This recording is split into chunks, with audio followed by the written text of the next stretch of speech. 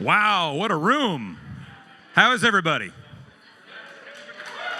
Oh, come on, you can do better than that. It's 3:30, 3:50. Come on, we got to get the energy up. Let's go. Yeah. Yes. Someone earlier told me, at 3:50, you're going to have to help get the energy up. And I said, I think I can handle that. We're going to have some fun today. We have a great group of panelists up here. And we're going to, because we have such an amazing group and a number of them up here, this is a large panel, and a limited amount of time, we're going to very quickly dive in to this idea of scaling youth work-based learning. And we're going to start by somewhat truncating our intros, but hopefully having some fun. So what I'm going to ask our panelists is, give us your name, where you work now, and what was the most interesting skill that you learned in your very first job that you still use today. I will model this for you. So I'm Corey. I'm with the CAPS Network. My first job was I was a baseball umpire, and the skill I learned was mediation. And that's because in my very first game, I had to throw out a coach who stormed the field, didn't like the call that I made. I was 14 years old. But I learned how to handle that situation by tossing him out of the entire stadium. Thank you.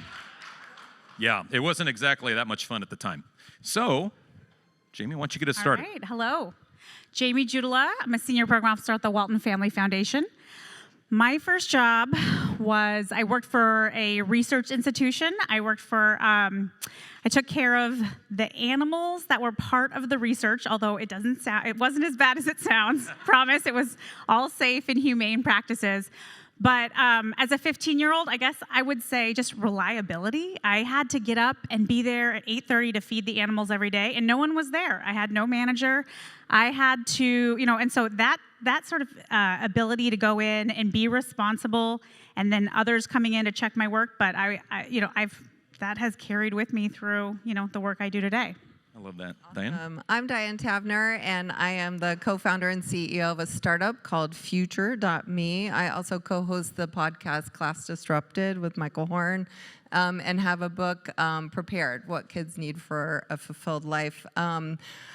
I'm going to go with, I couldn't remember, babysitting, landscaping. I worked at a 50s drive-in car hop thing. Wow, that sounds fun. So I forget which comes first, but what I learned was to make sure that I understood what my employer and boss wanted from me, and that I was actually executing on their goals and vision and not just what I thought I should be doing. So that's mine. Mr. Secretary. Hi, everyone.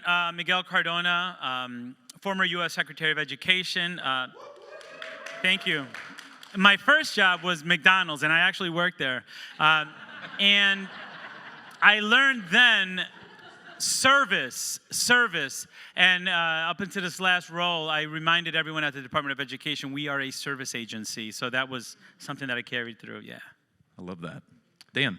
Hey everyone, I'm Dan Gonzalez. I'm the co-founder and CEO of a nonprofit called District C. You're not going to believe this, McDonald's. And so Ba-da-ba-ba-ba. I learned how to take 12 frozen meat patties and turn them into edible hamburgers in 39 seconds, right? The clamshell grill, 39 seconds. Amazing. Jason, you have to follow the clamshell grill.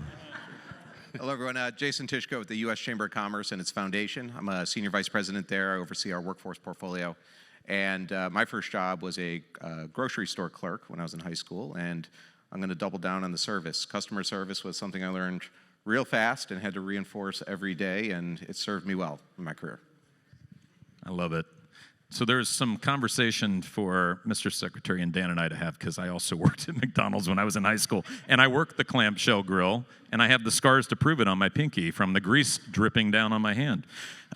Anyway, I'd love to start by getting very tactical with this conversation. So it'd be one thing for us to kind of share inspirational stories about what we think is possible, and we certainly love that, right?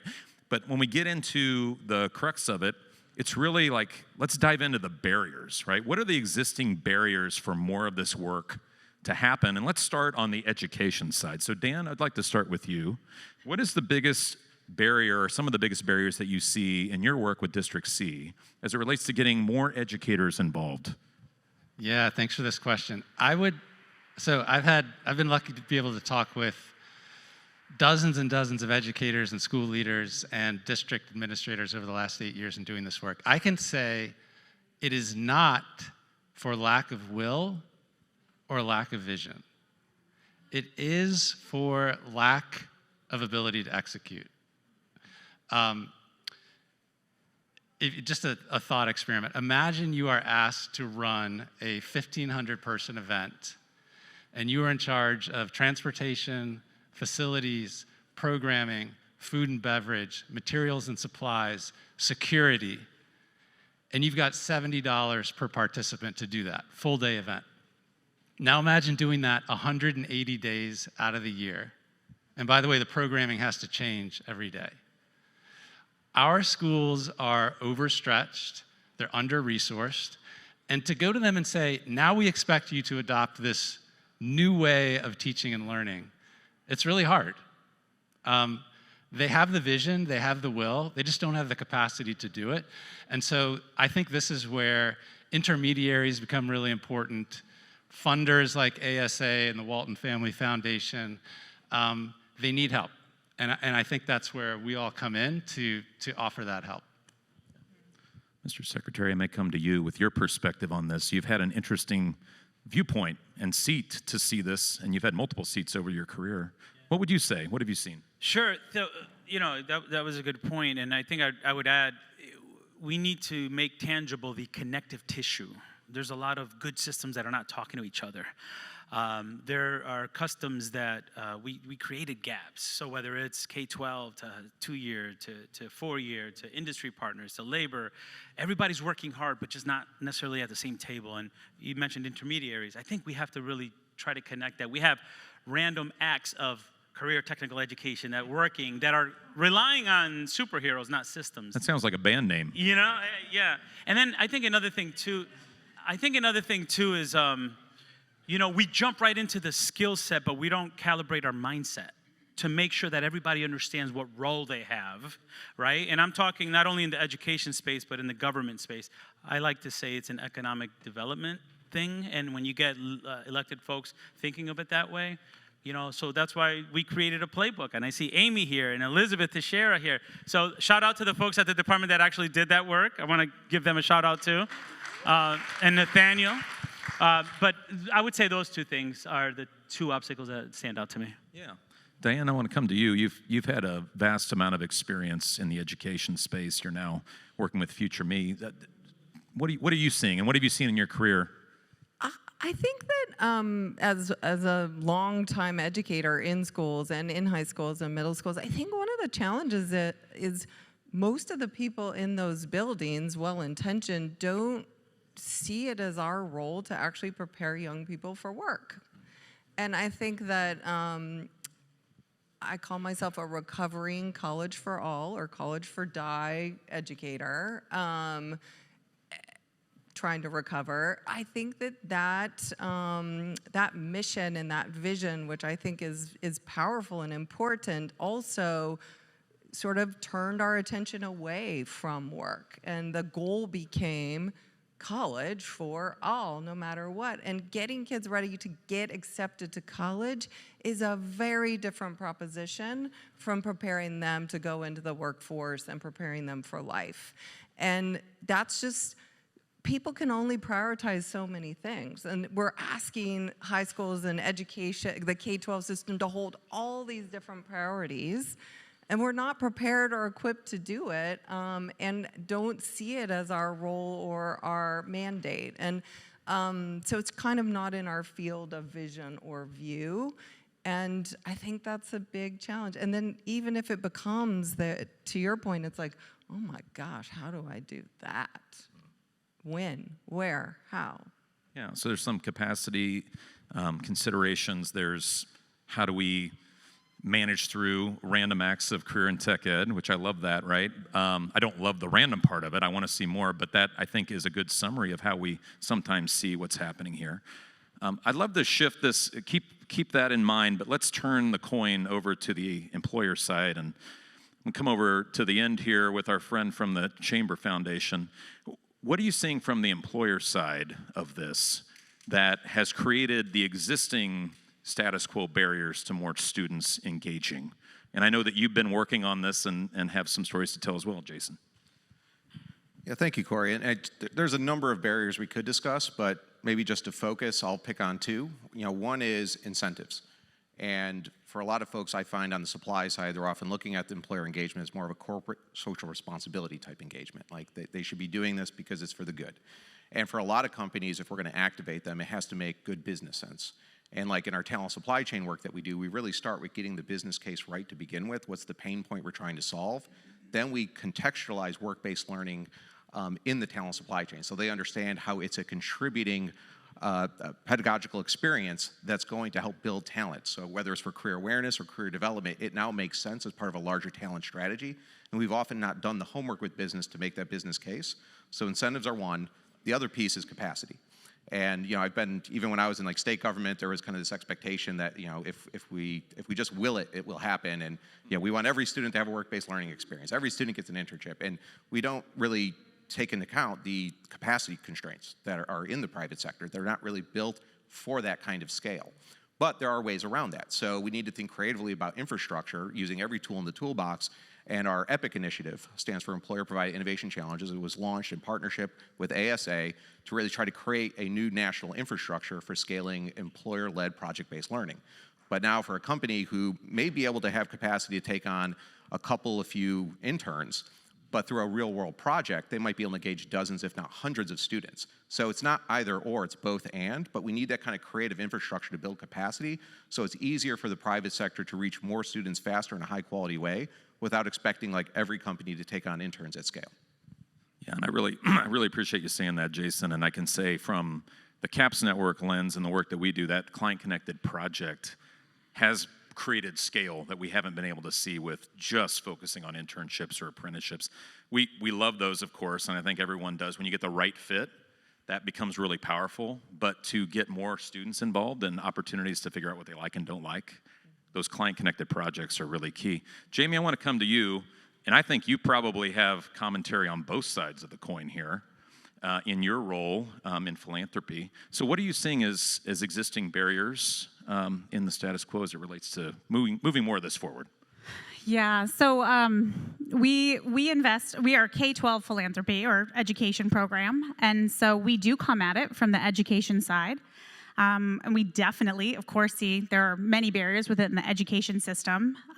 We're working at it through the frame of high school, and how do we reimagine high school to become more flexible but enable the types of opportunities we're talking about, especially work-based learning. And in our investments to date, we've seeded many programs across the country. They're often really small in scale. We have a few outliers. But on the work-based learning side, and speaking of employers, I think we see, just to build on what Jason already said, we're also really looking at, what is the impact and what does the data need to look like to help inform employers about the strategies that are going to work best. We already know we're facing an uphill battle. Employers are less likely to be interested in working for K-12. The value proposition really isn't there. They look at it as social corporate responsibility. And even those that are doing investments in K-12 and doing investments in challenges or other types of exposure opportunities, I don't think they're really looking for a return on investment.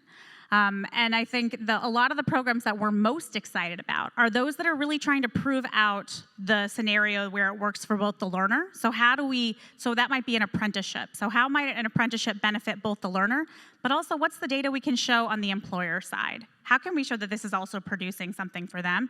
That's going to be much harder in K-12 because, as we all know, that doesn't necessarily mean we're training folks to go right into the workforce. We want to make sure that students have multiple pathways, but at the end of the day, we're really trying to zero into that data and evidence piece.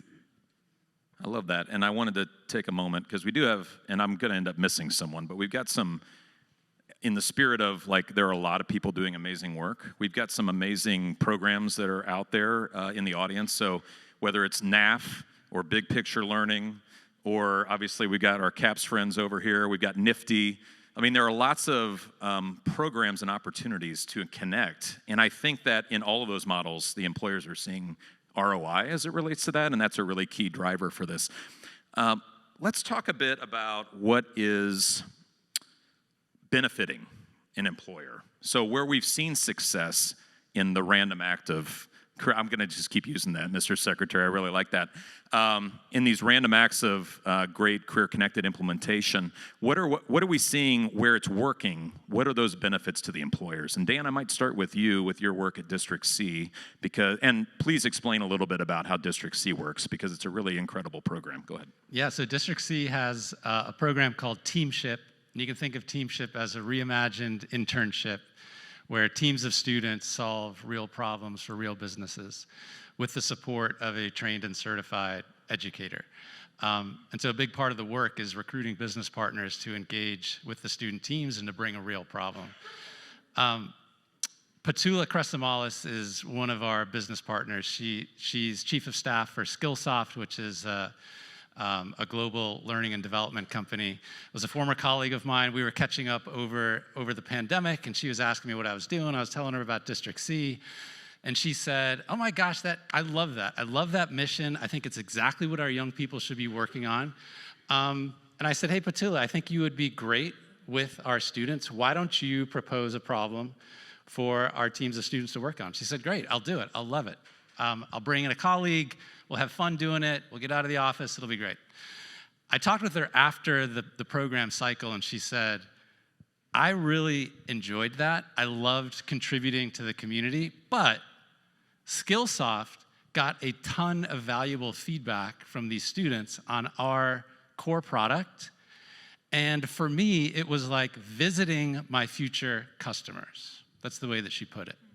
And so the takeaway, and I think she's representative, oftentimes businesses, it's really hard to convince them, hey, this group of 15-year-olds is going to blow your mind with world-changing solutions, right? So what I like to say is they say yes the first time for the good vibes.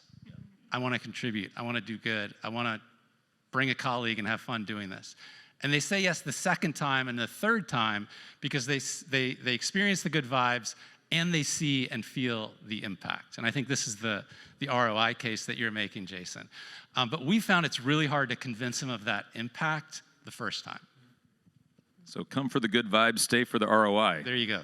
There it is. Jason, you're in this business, obviously you're in the business of working with those that work with businesses across the country. So what have you seen in the EPIC project as that's gotten going? You know, what are the employers, what's their feedback been in terms of the reason they do it, what they're seeing in terms of return? I think for a lot of companies, particularly when they're reaching back like into high schools in particular, though, with EPIC, we do work with post-secondary students as well. But with the high school students, it's kind of the beginning of their pipeline where they do want to kind of build broader career awareness. And for a lot of companies, you know, they're in spaces where there is a, you know, declining working age population. So they have to do more with less. And the more they can use these kinds of awareness activities to create stickiness, so they become an industry or employer of choice in the eyes of many of these students who otherwise might not know them or find them in the labor market information. Like, this is a great way to kind of get exposure to them sooner. Not that you need a 100% capture rate from that, but now you have a relationship where there wasn't one before.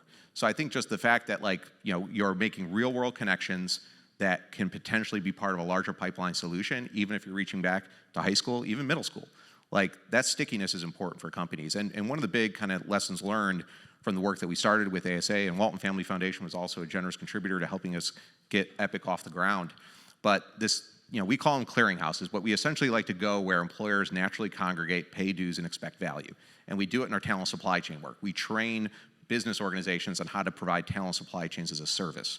And we're trying to do the same thing now with work-based learning and project-based learning, where it could be part of a talent supply chain, but it doesn't have to be.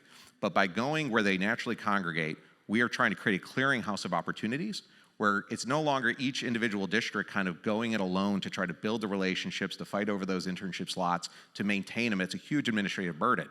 We're trying to flip it and say, let those business-facing intermediaries really own that function to the extent they can, make it a business, and let them become a clearinghouse of opportunities. So now all the schools need to do is really plug into them. They don't have to kind of reinvent them all the time.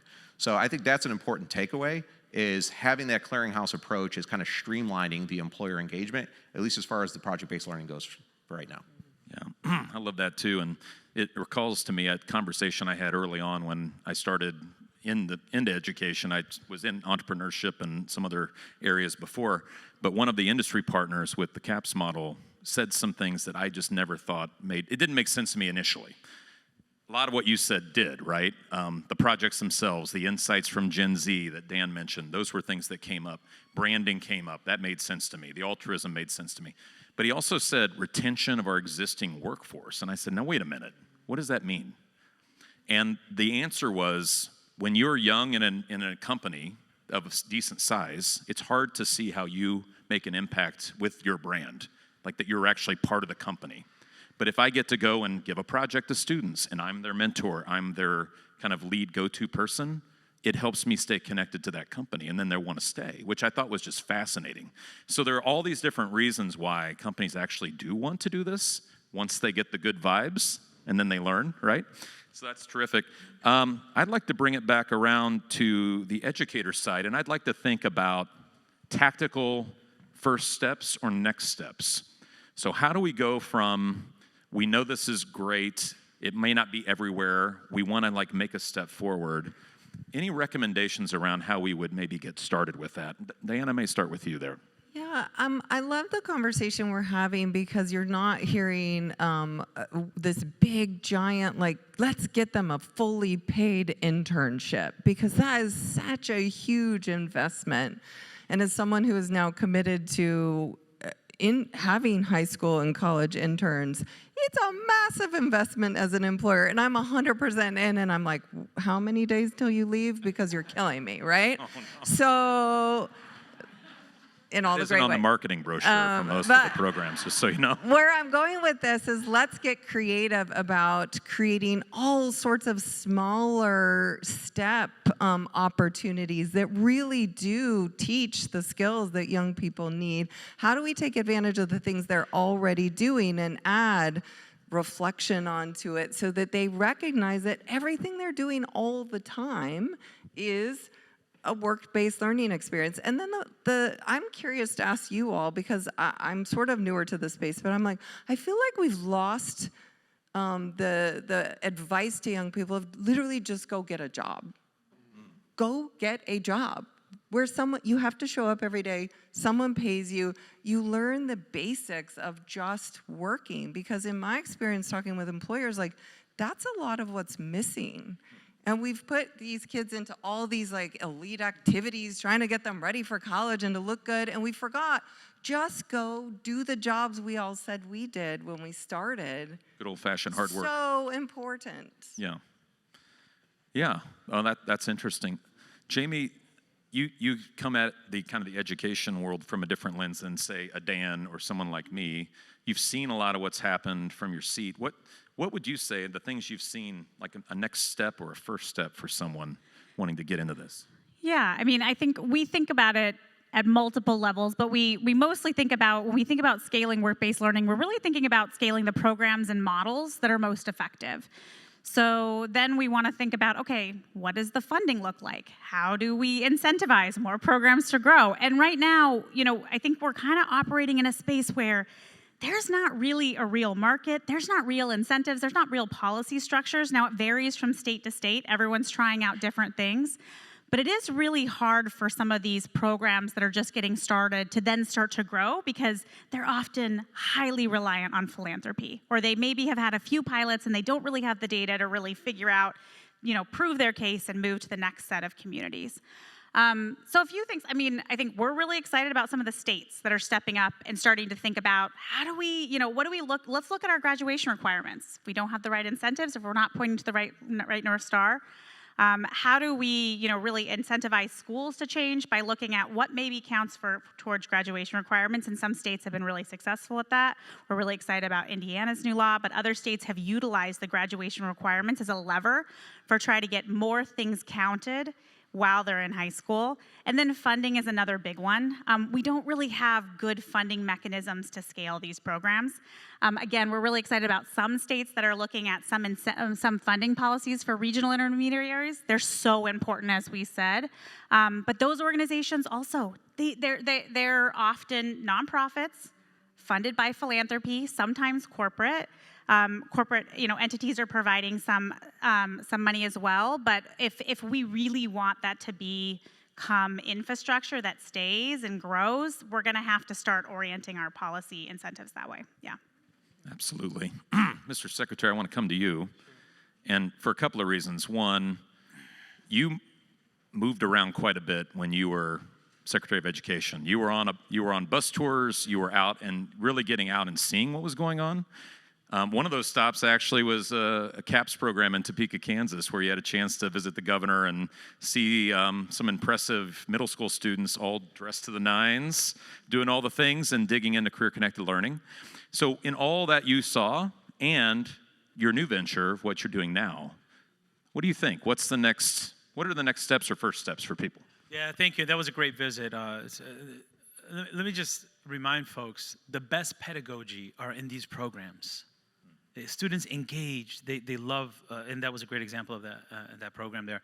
But Jamie said something that she talked about funding, and I totally agree. If we're relying on philanthropy to get this done, we're missing the bigger picture here. This, to me, is an investment in our country's growth, in our children's growth, right? So I said earlier, we have to align beliefs that this matters, that this is important. Sometimes we jump right into the programming and not everybody's bought in. So if your legislative leaders or your governor's not championing this, you're gonna be swimming upstream, right? How do you create that collective belief that this is the right direction to move for various reasons? And then I would say control the narrative. Control the narrative. And you could do that, I argue, qualitatively and quantitatively. So quantitatively, you talk about how this is an economic driver for the state. I talk about this. Look, the moral imperative, you're going to get some people. Talk about the economic imperative, people pay attention a little bit more.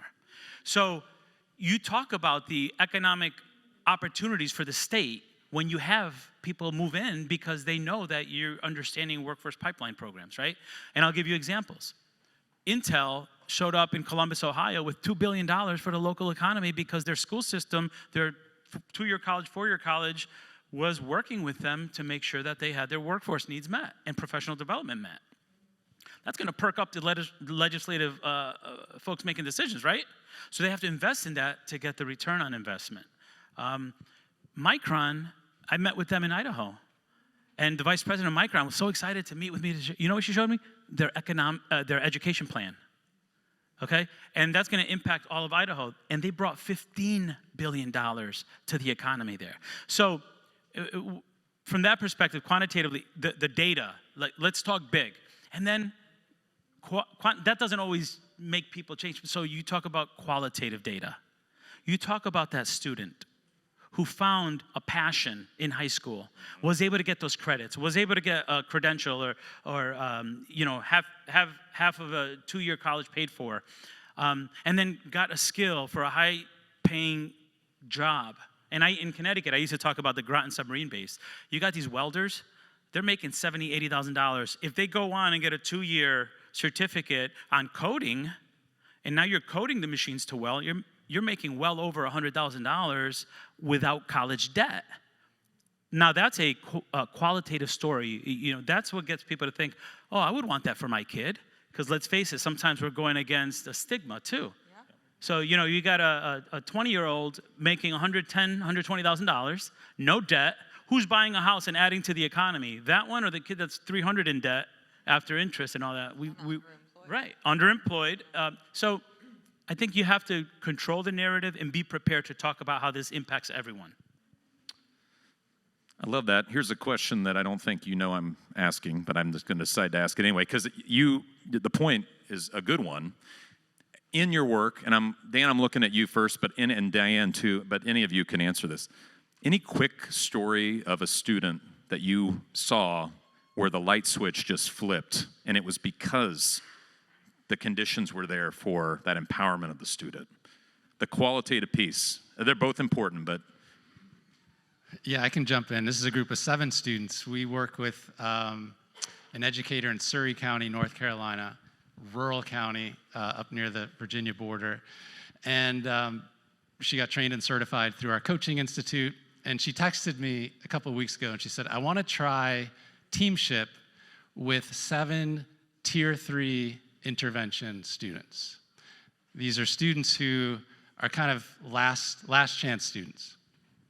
And I said, we've never done this. We trust you. Go ahead and give it a shot. A couple weeks later, she texted me and said they just had their first business partner meeting. They asked if we could take them out to shop for clothes for their second business partner meeting. So you're starting to see a little investment and engagement. Got a text from her just a couple of weeks ago. They finished off the program, and one student said to her, for the first time in my life, I feel special. I feel like I was given a chance. And I think this goes back to Diane. I just could not agree more with your point about go do something real, do a real job, do something for real. School teaches us to complete things, to be done with things, to leave things behind us, to graduate to the next thing. Work teaches us to add value for someone else. And I think for these 7 students, that was the opportunity. Their motivation and engagement changes when they see that they have value and a voice that will help someone else. And so I think that's a powerful sentiment. That was so powerful. I'm worried who's going to go next and follow that. Diane, have you got That was a beautiful story. I was going to go, but I'm like, it's a beautiful story. You know what I will say is, where I came from, I spent the last 20 years at Summit Public Schools building that network of schools. And in that model is an expeditionary experience. So every student spends 8 weeks of the school year immersed in real activities. And so hundreds, thousands of stories of kids who are for 6 weeks in their core courses struggling, even though it's a project-based environment, and then they go into an expedition that clicks for them, and they're out in the community, they're working with an employer, they're doing so, and suddenly it all makes sense, and this feels real, and it's my purpose, and I understand why I'm doing the math or the English and how it connects. And over and over and over again, that happens. And I also don't want to rule out the positive thing that happens in those cases. Oftentimes, kids figure out what they don't want to do. And that's just as important, is to start ruling things out, because you learn as much from that. And so, just thousands of stories like that. Yeah, the phrase "try it out, rule it out" is a really popular one with our friends in the CAPS network, I know. I do want to, and I don't know if she made it. Sylvia Lopez, are you here by chance? Sylvia is a former CAPS student. She's actually, I did not know she was going to be at the conference. So I think she's 21. She's finishing up at ASU. She's down at the Luminosity Lab so say hi to Sylvia in Town Square if you see her. She worked on a couple of projects, and I remember her telling the story when she was in high school that she felt like she just had to put her head down and do the work to learn to do something later. And then she got involved with the local CAPS affiliate there, which is called the Met Professional Academy. And she ended up inventing and this is back in the age of COVID, right? Or the heart of COVID. One of her teachers needed something that she could move a teacher cart around safely. And so she invented, it was like one of those every 30 seconds a little scent sprays out, except it was sanitizer. And it sanitized all of her equipment that she used for her class. And she has ever since been on this journey of, I'm going to dig in. In fact, I talked to her around lunchtime today, and she's just like, everything's like, if I want to do it, I'm just going to go get after it, right? And so getting as many people in that mode of energy is really important. Well, as we're coming towards the end of our time, I'd like to cast us out into the future, like say 2040, which sounds like forever from now. That's only 15 years from now, by the way. So it's not science fiction. 2040, we have all in our models, all the models that are represented out here in the audience, those that aren't here, that are doing all this work, we have hit the tipping point. Every student has access to really powerful work-based learning. What is it that we're seeing now? What's now possible for our country, for our society? As you think about that, like what does it unlock? Why is this work so important, I guess, is what I'm getting at. Jason, I might start with you. Yeah, I might come at this a little bit differently. And what I think is there's a missing piece for how we can scale all of this and make it relevant to employer pipelines. And if we get this right, I think it unlocks tons of potential to the point you're driving. And that is, being able to adequately document what's happening in these experiences and to empower the learner or worker with that data. And like Mr. Secretary, you mentioned like value. And where my mind went is, are we valuing these experiences enough that we're actually creating a digital record about that experience that could be as simple as like a transcript of skills or learning outcomes demonstrated? But how are we creating better documentation so learners don't walk away from these experiences feeling like it's left entirely on them to articulate what happened and what they got out of it, or that nobody's actually validated what they've done in a way that has some kind of digital currency.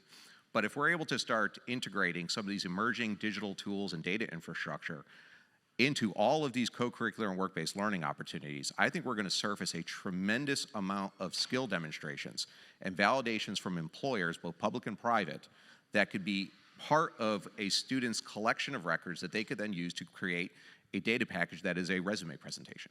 So how are you actually making sure we're connecting end-to-end use cases where it's not work-based learning for its own sake or as this development activity, but the output from it, what they've demonstrated or what's been validated that they've demonstrated, can actually be functionally used inside their first resume to get that job opportunity, and it could be processed as data in the HR system.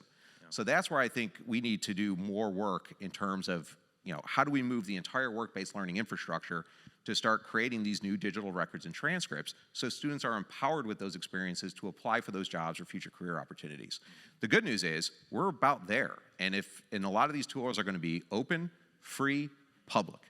So everyone could start experimenting with them, but I think it's a real necessary condition for how you scale and do it right, because now it's work-based learning in service of getting you that first job opportunity. Love it. Dan, what do you see? 2040, oh wow. I can maybe look out the next couple of years. Artificial general intelligence is going to upend the labor market. Human value will change from, we value you for the things that you know, to we value you for the things that you can do. Mobilization will be at a premium. Can you mobilize others to do really hard things? To solve really hard problems. In other words, team-based problem solving is the human job description of the modern economy. Unfortunately, virtually no students get this kind of experience in school, and I think we have to help them get it. Time is short, honestly, I feel a lot of urgency here, and I'm just, privileged to be on this panel and be talking with all of you about it. Speaking of time is short, 10 seconds. Real quick, Mr. Secretary, Diane, Jamie, what do you see? Well, thank you, and same here. Great panel, great conversation. I think when students have the options, you're going to have students finding their purpose. We can't forget, they're going to find their purpose and feel pride in what they do. Employers are going to feel connected and having their workforce needs met. I think we're going to see economic freedom in a world free of tariffs. That's what I want to see. Yeah. Snuck that in at the end. I would just build off and say there's 5 elements of a fulfilled life. At the center is purposeful work, and then the financial resources to be economically secure. If we can succeed at doing this, imagine every young person having purposeful work on their way to a fulfilled life.